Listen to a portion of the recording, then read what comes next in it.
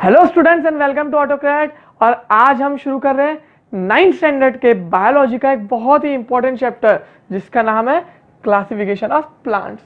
Maharashtra state board के science की book में chapter number 6 classification of plant बहुत इंपॉर्टेंट चैप्टर है, बहुत इजी चैप्टर भी है।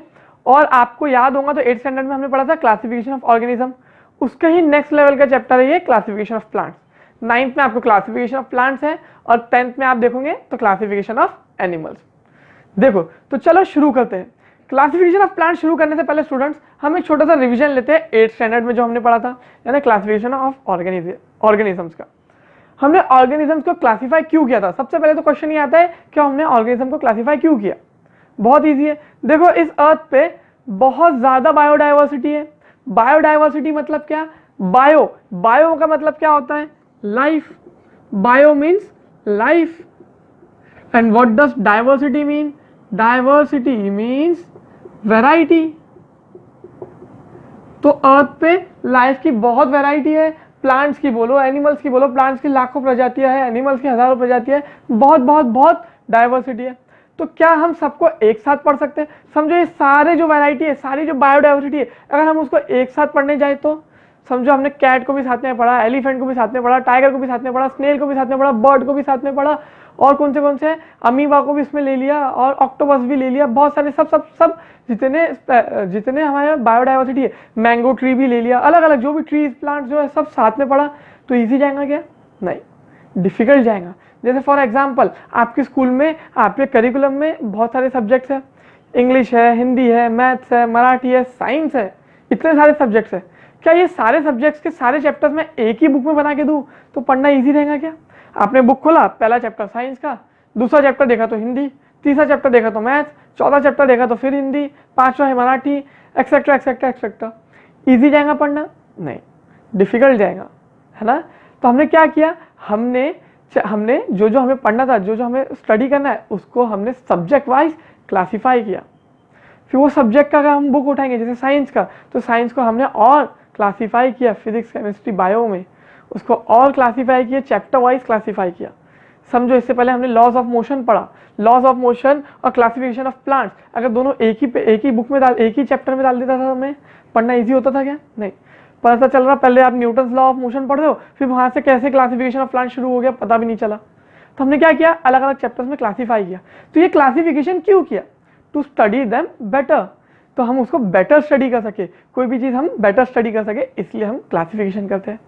तो ऑर्गेनिजम्स का भी क्लासिफिकेशन स्टूडेंट्स इसलिए ही हुआ कि हम उनको बेटर स्टडी कर सके, ऑर्गेनिज्म के जो कैरेक्टरिस्टिक्स है उनको हम और अच्छे से समझ सके और अच्छे से स्टडी कर सके। तो चलिए शुरू करते हैं classification of animals, classification of organisms पे। हमने पढ़ा था लास्ट ईयर, जो हमने क्लासिफिकेशन पढ़ा था वो था क्लासिफिकेशन बाय रॉबर्ट विटेकर। तो सबसे पहले देखा हमने ऑर्गेनिज्म को देखो, सिर्फ रिवीजन ले रहे हैं हम।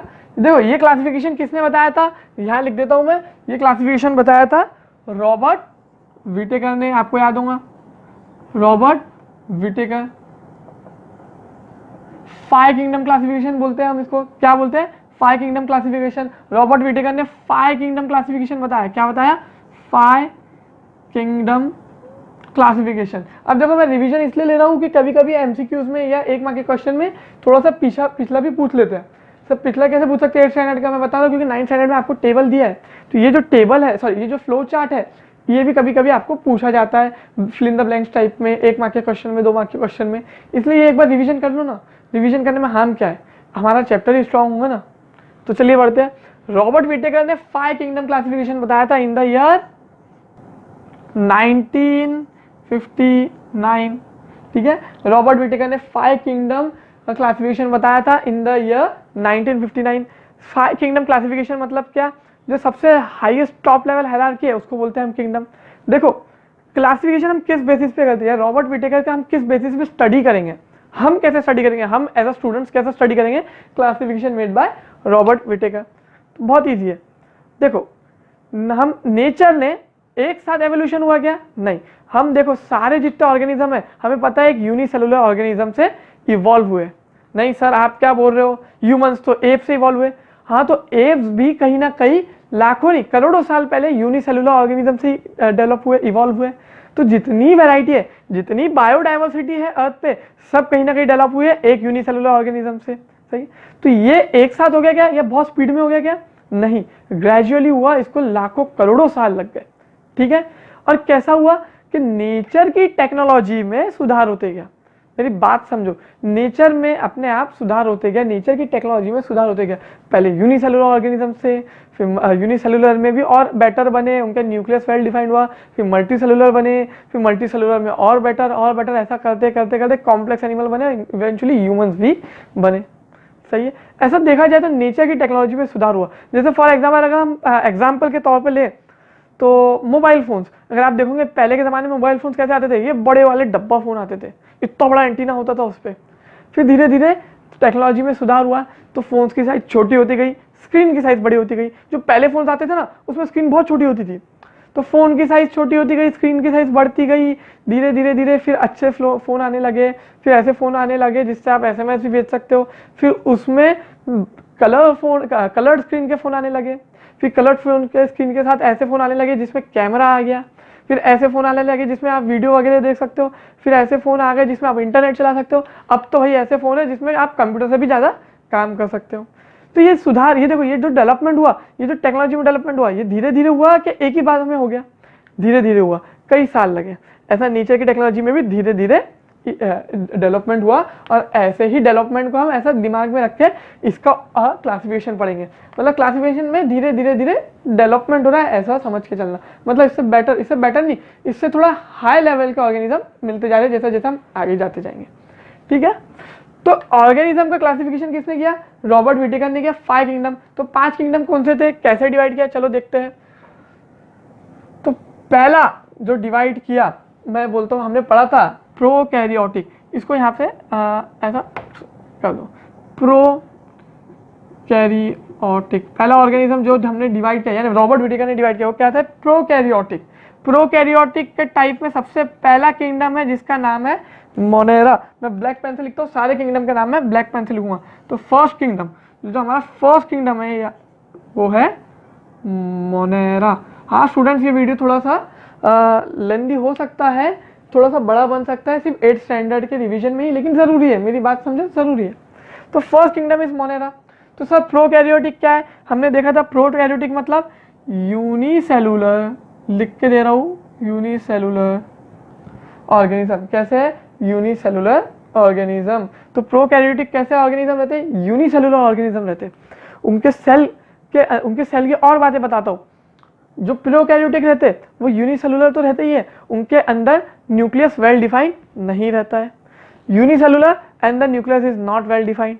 और कुछ बातें बताऊँ तो उनके अंदर मेम्ब्रेन बाउंड ऑर्गेनेलिज नहीं रहती है। हमने पढ़ा था 8th स्टैंडर्ड में cell and cell organelles chapters में कि ऑर्गेनेलिज भी रहती है सेल के अंदर। हमने बोला था एंडोप्लाज्मिक रेटिकुलम, फिर राइबोसोम, ऐसी सब चीज़ें एक्सेट्रा एक्सेट्रा हमने पढ़ा था ऑर्गेनेलिज। तो इनके सेल के अंदर मेम्ब्रेन बाउंड ऑर्गेनेलिज नहीं रहती, न्यूक्लियस वेल डिफाइंड नहीं रहता, और सेल की साइज भी थोड़ी सी छोटी रहती है एज कंपेयर टू यूकैरियोटिक। समझ में आया? तो ये थे प्रोकैरियोटिक, उसमें पहला था मोनेरा। अगर एग्जाम्पल लेने जाए मोनेरा का, तो मोनेरा का एग्जाम्पल क्या है? यूनिसेलुलर का सबसे कॉमन एग्जाम्पल हमें पता है, एग्जाम्पल बैक्टीरिया। हाँ भाई, जितने बैक्टीरिया आते हैं सब काय में आते हैं? मोनेरा में आते हैं। समझे? अब नेचर की टेक्नोलॉजी में सुधार हुआ, प्रोकैरियोटिक के बाद किस टाइप का है? बाद मतलब उससे अलग जो आगे का हम कैटेगरी देखेंगे वो क्या है? वो है यूकैरियोटिक की। आपने पढ़ा है ये सब, यूकैरियोटिक। तो यूकैरियोटिक कैसे है? उससे थोड़े बेटर है। सर ये यूनिसेलुलर है तो ये मल्टी सेलुलर है क्या? नहीं, इसमें भी देखो 2 पार्ट डिवाइड हुए हैं। तो यूकैरियोटिक में भी यूनिसेलुलर भी आते हैं और मल्टी सेलुलर भी आते हैं। तो यूनिसेलुलर मैं यहाँ लिख देता हूँ, यूनिसेलुलर, और ये multi cellular, unicellular and multi cellular. ठीक है, तो सर दोनों में फ़र्क क्या है? ये भी यूनिसेलुलर है, यहाँ पे यूनिसेलुलर है। मैं बता दूँ, देखो ये यूनिसेलुलर थे लेकिन इनका न्यूक्लियस वेल डिफाइंड था क्या? नहीं। तो यहाँ पे यूकैरियोटिक में वेल डिफाइंड न्यूक्लियस है। कैसा है, मैं यहाँ पे लिखता हूँ, वेल डिफाइंड न्यूक्लियस। कैसा न्यूक्लियस है, वेल डिफाइंड न्यूक्लियस है। यहाँ पे मेम्ब्रेन बाउंड ऑर्गेनेलिस नहीं थी, तो यहाँ पे मेम्ब्रेन बाउंड ऑर्गेनेलिस आ गई। जैसे हमारे अंदर जो सेल्स है वो कैसे, यूकैरियोटिक सेल्स है। ऑब्वियसली हम मल्टी सेलुलर ऑर्गेनिजम्स है, तो हमारे सेल्स कैसे, यूकैरियोटिक सेल्स है। मेम्ब्रेन बाउंड ऑर्गेनेलिस है, वेल डिफाइंड न्यूक्लियस है। और जैसे मैंने बताया था, इनके सेल का साइज थोड़ा सा छोटा है, तो इनका सेल का साइज एज कंपेरेटिवली थोड़ा बड़ा होता है। तो यूकैरियोटिक में यूनिसेलुलर भी आता है, मल्टी सेलुलर भी आता है। देखो टेक्नोलॉजी में धीरे धीरे सुधार हुआ, यूनिसेलुलर से डायरेक्ट मल्टी सेलुलर हुआ क्या, नहीं, धीरे धीरे सुधार हुआ। न्यूक्लियस वेल डिफाइंड नहीं था, पहले वेल डिफाइंड हुआ, तो अब यूनिसेलुलर में देखते हैं। तो हमने देखा नेचर की टेक्नोलॉजी में धीरे धीरे सुधार हुआ। तो चलिए अब देखते हैं यूनिसेलुलर में क्या, यूनिसेलुलर में कौन सा किंगडम आता है। तो देखो इसको थोड़ा और आगे लिख देता हूँ, हमारे पास जगह बचेगी। तो ये यहाँ है यूनिसेलुलर, यूनिसेलुलर। नेचर की टेक्नोलॉजी में धीरे धीरे सुधार हुआ, याद रखना। तो यूनिसेलुलर की हम बात करें तो यहाँ पे हमारा सेकंड किंगडम आता है, जिसका नाम है प्रोटिस्टा। क्या नाम है, प्रोटिस्टा। बटिस्टा मत बोल देना इसको, प्रोटिस्टा। नहीं तो आपको पता है WWE के फैन बहुत होंगे, यहाँ पे बटिस्टा बोलेंगे, बटिस्टा नहीं है, प्रोटिस्टा है, समझे। तो प्रोटिस्टा एक हमारा सेकंड किंगडम है, जिसमें जो कैसा है, जो यूनिसेलुलर तो है, जो यूकैरियोटिक है, यूनिसेलुलर है, और जिसका न्यूक्लियस वेल डिफाइंड है। यूकैरियोटिक बोल दिया मतलब न्यूक्लियस वेल डिफाइंड हो गया, यानी प्रोटिस्टा कैसा है, यूनिसेलुलर यूकैरियोटिक, समझे। प्रोटिस्टा का एग्जांपल दो सर, तो मैं भी देता हूँ एग्जांपल बहुत इजी है। एग्जांपल अम्मीबा, अम्मीबा मत पढ़ना, अमीबा। तो एग्जाम्पल क्या है, अमीबा। अब चलो बढ़ते हैं मल्टी सेलुलर की तरफ। टेक्नोलॉजी में धीरे धीरे सुधार हुआ, तो मल्टी सेलुलर में हमने मतलब रॉबर्ट विटेकर ने दो टाइप से क्लासीफाई किया। 8th स्टैंडर्ड का रिवीजन है, ध्यान दो, इंपॉर्टेंट है। कैसे डिवाइड किया, कैसे क्लासीफाई किया, मेरे पास जगह कम है तो थोड़ा मैं ऐसा लिख रहा हूं। तो क्लासीफाई किया, पहला तो है यहां ऐसा करके लिख रहा हूं, ठीक है, विथ सेल वॉल वाले, और दूसरे है without cell wall, without cell wall, ठीक है, with cell wall, without cell wall, समझे। अब देखो धीरे धीरे एडवांसमेंट हुआ, तो पहले विथ सेल वॉल पे आते हैं, जिनके पास सेल वॉल है, ऐसे ऑर्गेनिज्म जो यूकैरियोटिक है, मल्टी सेलुलर है, और जिनके पास सेल वॉल है, जिनके अंदर सेल में सेल वॉल है। तो उसमें भी दो कैटेगरी है, हमने देखा था लास्ट ईयर, आपको पता है दो कैटेगरी कौन सी है, एक ऑटोट्रॉफ्स और एक हेटेरोट्रॉफ्स। ऑटोट्रॉफ्स मतलब क्या, वो ऑर्गेनिज्म जो फोटोसिंथेसिस कर सकते हैं। ऑटोट्रॉफ्स मतलब वो ऑर्गेनिज्म जो खुद का खाना खुद बना सकते हैं with the process of photosynthesis. और हेटेरोट्रॉफ्स मतलब जो खुद का खाना खुद नहीं बना सकते, जो फोटोसिंथेसिस नहीं कर सकते। तो ऑटोट्रॉफ्स, मेरे पास जगह नहीं है इसलिए मैं ऑटोट्रॉफ्स नहीं लिख रहा हूँ, डायरेक्ट किंगडम का नाम लिख रहा हूँ। तो ये भी दो पार्ट में डिवाइड हुआ है, एक है ऑटोट्रॉफ्स, ये ऑटोट्रॉफ्स का ए लिखा हूं मैंने यहाँ पे, और दूसरा है हेटेरोट्रॉफ्स, ये हेटेरोट्रॉफ्स का एच लिखा हूं मैंने। तो हमारा यहाँ पे आता है थर्ड किंगडम ऑटोट्रॉफ्स, यानी ऐसा किंगडम जो यूकैरियोटिक है, मल्टी सेल है, और सेल कैसे है, सेल वॉल भी साथ में है। और ऑटोट्रॉफ्स है, ऑटोट्रॉफ्स मतलब सेल वॉल है, मतलब ऑटोट्रॉफ्स है। ऑटोट्रॉफ्स आगे कौन सा है, third kingdom Plantae kingdom. Kingdom का नाम क्या है, प्लांटे किंगडम।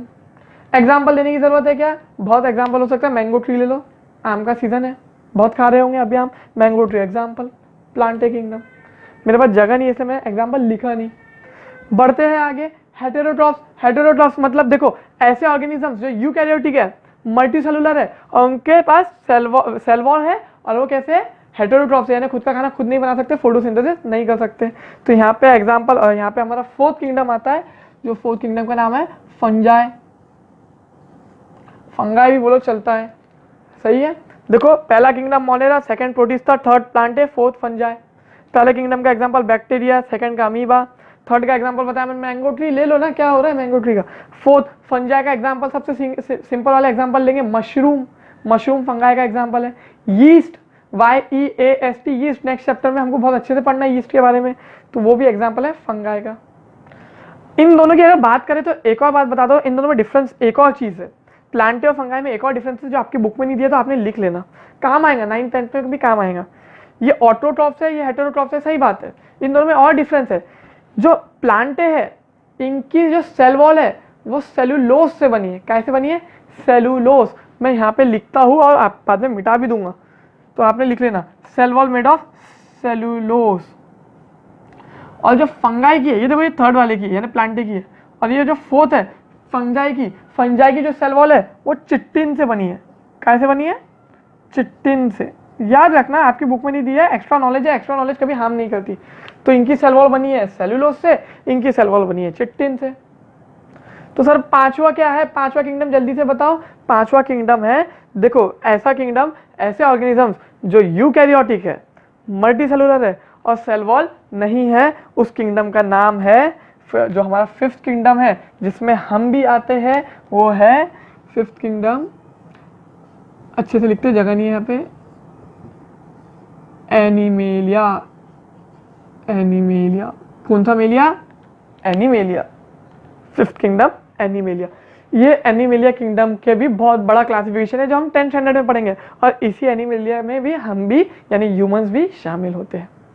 तो ये था classification of organisms by Robert Whittaker.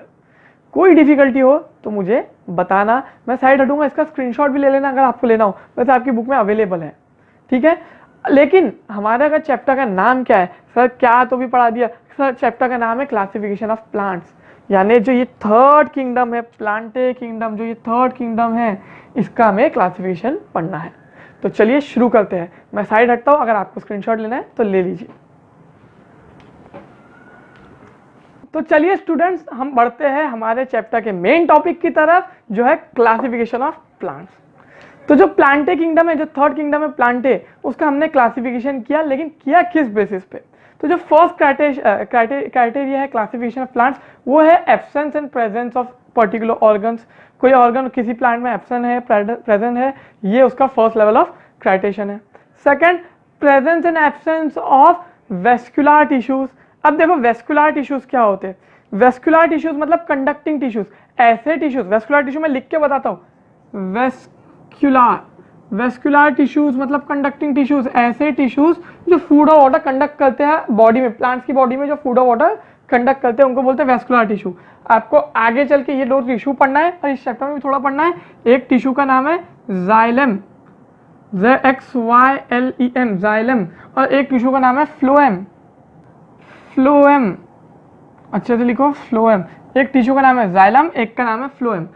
किसी किसी जो हम क्लासिफिकेशन पढ़ेंगे उसमें कुछ में जाइलम फ्लोएम नहीं रहेंगे। देखना, मैंने बताया था सिंपल से कॉम्प्लेक्स होता जाता है, नेचर की टेक्नोलॉजी में भी डेवलपमेंट होता है। तो पहले जो हम देखेंगे इस तरफ वाले जो देखेंगे वो सिंपलर रहेंगे, जैसे जैसे हम राइट साइड, तुम्हारा राइट साइड मेरे लेफ्ट साइड जाते जाएंगे तो कॉम्प्लेक्स ऑर्गेनिज्म आते जाएंगे।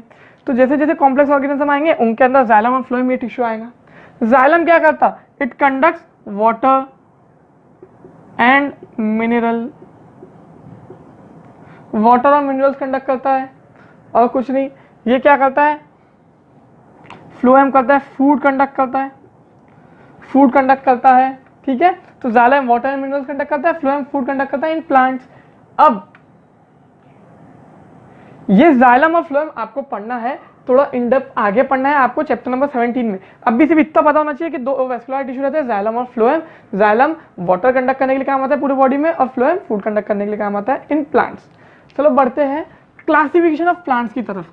तो जो प्लांट्स को क्लासिफिकेशन किया गया है, जो मेन पार्ट में क्लासिफिकेशन किया है वो है क्रिप्टोगैम्स एंड फेनोरोगैम्स। लेकिन क्रिप्टोगैम्स एंड फेनोरोगैम्स मैं थोड़ा बाद में पढ़ाऊंगा, पहले हम पहला क्लासिफिकेशन करते हैं।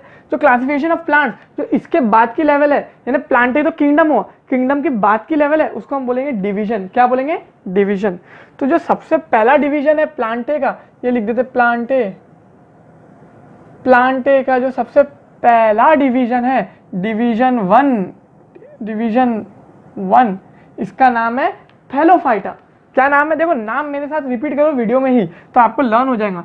Thallophyta, Thallophyta. तो पहला डिवीजन है उसका नाम है थैलोफाइटा।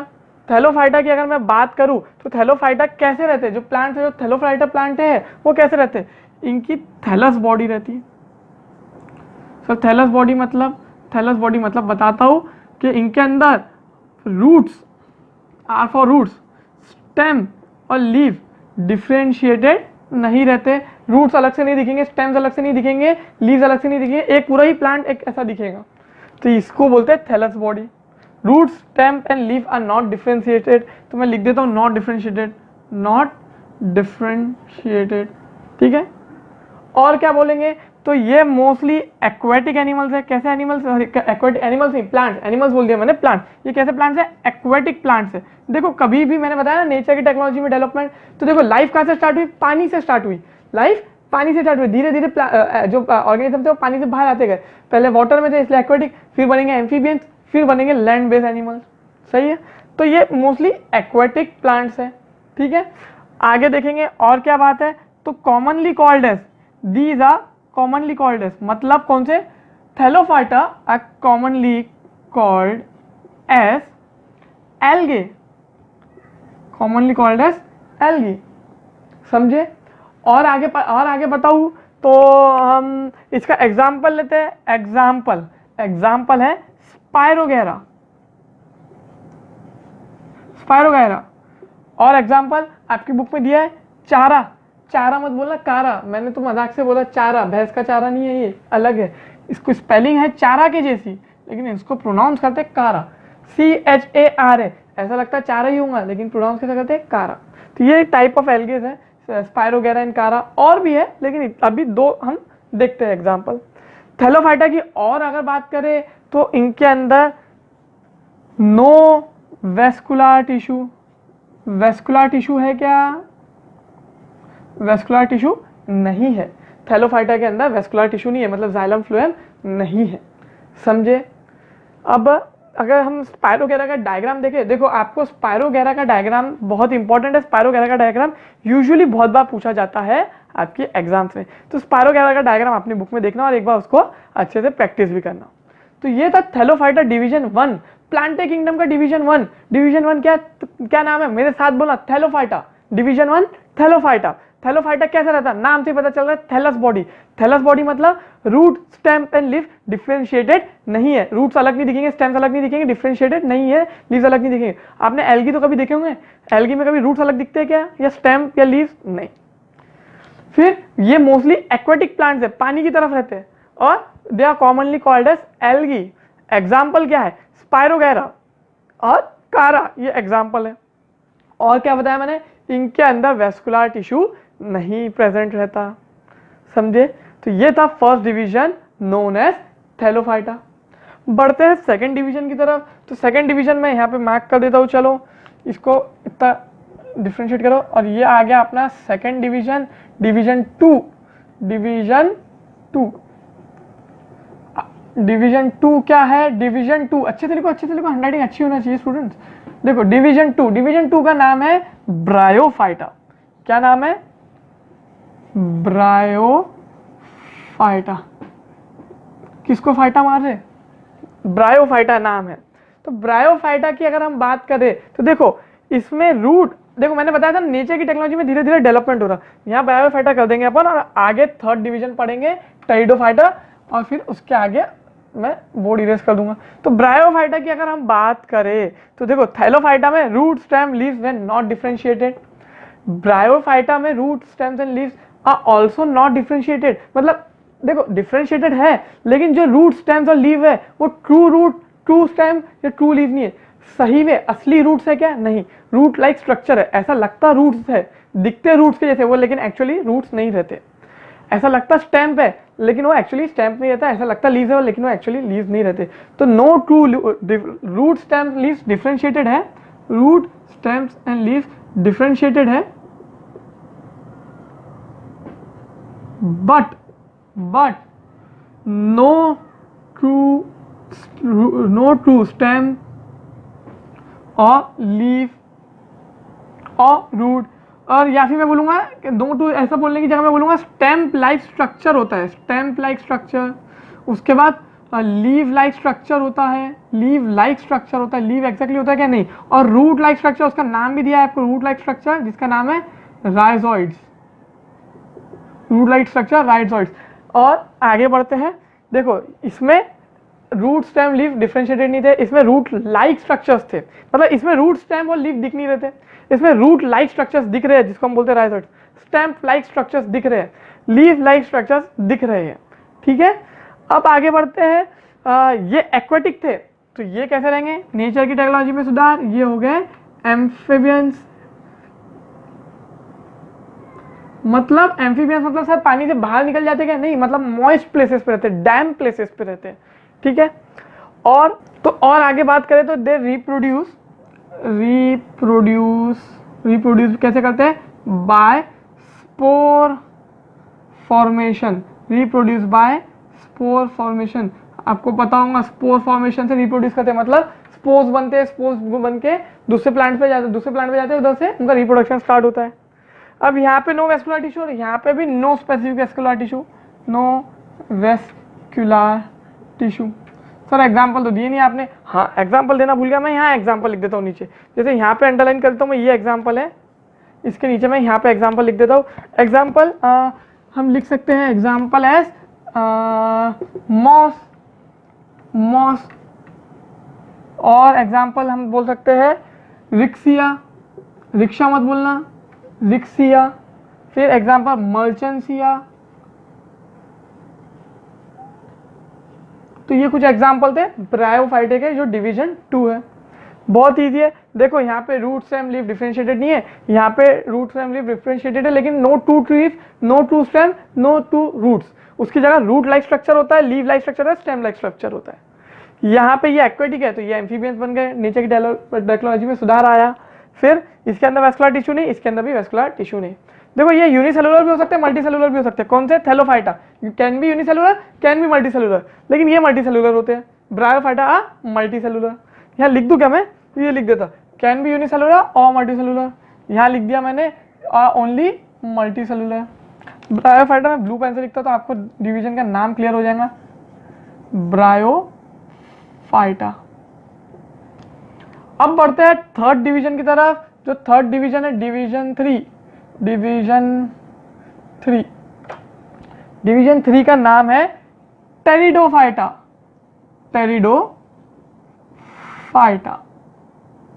तो नाम ध्यान रखना, क्या नाम है, थैलोफाइटा, ब्रायोफाइटा, टेरिडोफाइटा। यहाँ पे ये पी साइलेंट है, टेरिडोफाइटा, नाम क्या है, टेरिडोफाइटा। अब चलो देखते हैं क्या नेचर की टेक्नोलॉजी में सुधार कैसे आया। रूट स्टेम लीफ डिफरेंशिएटेड नहीं थे, यहाँ पे ट्रू रूट स्टेम लीफ नहीं थे, यहाँ पे अब totally root stem and leaf differentiate हो गए, अच्छे से डिफरेंशिएट हो गए। आगे बात करें तो ये एक्वेटिक है, ये एम्फीबियंस है, तो ये मोस्टली लैंड बेस्ड है, लैंड बेस्ड। और आगे बात करें तो ये भी रिप्रोड्यूस करते हैं, दिस रिप्रोड्यूस तो सभी करते हैं, ये रिप्रोड्यूस करते हैं, ये रिप्रोड्यूस सेक्सुअली भी करते हैं और असेक्सुअली भी करते हैं, सेक्सुअली भी रिप्रोड्यूस करते हैं और असेक्सुअली भी रिप्रोड्यूस करते हैं। असेक्सुअली रिप्रोड्यूस कैसे करते हैं, बाय स्पोर फॉर्मेशन। ये देखा मैंने रिप्रोडक्शन, यहाँ से लिखा स्पोर फॉर्मेशन, तो ये मैं लिख रहा हूँ स्पोर फॉर्मेशन। असेक्सुअली रिप्रोड्यूस करते हैं by spore formation. Sexually reproduce कैसे करते हैं, बाय जाइगोट। जाइगोट क्या होता है, जाइगोट देखो प्री स्टेज, इनिशियल स्टेज, जब सेल से बन, जो एक सेल से धीरे धीरे धीरे मल्टी सेलुलर बनता है, मास ऑफ सेल बनता है, उसको बोलते हैं जाइगोट। ठीक है, अब और क्या पढ़ना है, हाँ इंपॉर्टेंट बात है टेरिडोफाइटा की। टेरिडोफाइटा देखो यहाँ पे वेस्कुलर टिश्यू नहीं थे, यहाँ पे वेस्कुलर टिश्यू नहीं थे, यहाँ पे वेस्कुलर टिश्यू है, vascular tissues are present. Vascular tissue कौन से टिश्यू, सेपरेट टिश्यूज है। देखो यहाँ स्पेसिफिक, यहाँ no specific vascular tissue, no specific vascular tissue. यहाँ पे वेस्कुलर टिश्यू वाटर के लिए अलग है और फूड के लिए अलग है। वाटर के लिए मैं बताया जाइलम और फूड कंडक्ट करने के लिए फ्लोएम। एक और बात यहाँ पे, ये देखो ये प्लांट लाइक तो हो गए हमारे, जैसे इनके रूट्स अलग से दिखते, स्टेम अलग से दिखता और लीव्स अलग से दिखते, मतलब एक प्लांट लाइक स्ट्रक्चर तो दिख रहा है। लेकिन ये these do not bear flowers and fruits, इनके अंदर फ्लावर्स नहीं आते, इनके अंदर फ्रूट्स भी नहीं आते। इनका अगर एग्जाम्पल लिए तो एग्जाम्पल भी लिख के देता हूं मैं। एग्जाम्पल है नेफ्रोलेपिस, नेफ्रोलेपिस।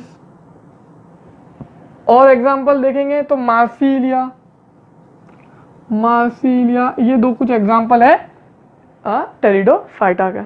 देखो कैसे कैसे धीरे धीरे सुधार हुआ, समझे। तो ये 3 डिवीजन पढ़े हमने, थैलोफाइटा, ब्रायोफाइटा, टेरिडोफाइटा। ये 3 डिवीजन पहले क्यों पढ़ाया, देखो ये तीनों डिवीजन सीड्स प्रोड्यूस नहीं करते, सीड्स यानी बीजे प्रोड्यूस नहीं करते, ना थैलोफाइटा सीड्स प्रोड्यूस करता, ना ब्रायोफाइटा, ना टेरिडोफाइटा। ये तीनों सीड्स प्रोड्यूस नहीं करते, इसीलिए इन ये एक कैटेगरी में आते। उस कैटेगरी का नाम है, ये प्लांट का क्लासिफिकेशन है ना, लेकिन प्लांट के क्लासिफिकेशन से पहले भी एक नाम है, ये है क्रिप्टोगैम्स। Cryptogams CRYPTOGAMS। क्रिप्टोगैम्स मतलब ऐसे प्लांट, ऐसे डिविजन जो सीड्स प्रोड्यूस नहीं करते। मैं लिख भी देता हूं, do not produce seed, these divisions do not produce seeds. इसका मतलब क्रिप्टोगैम्स अगर सीड प्रोड्यूस नहीं करते तो फेनेरोगैम्स क्या करते होंगे, सीड प्रोड्यूस करते होंगे।